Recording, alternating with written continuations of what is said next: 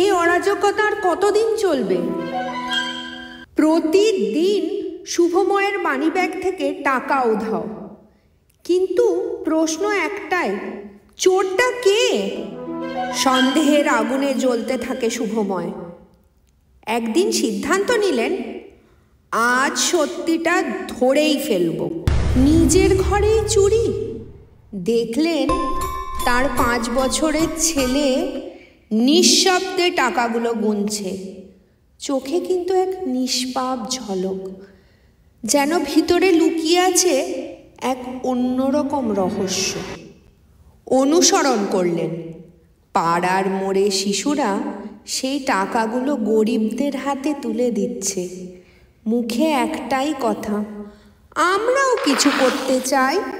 শুভময়ের চোখ জলে ভিজে গেল।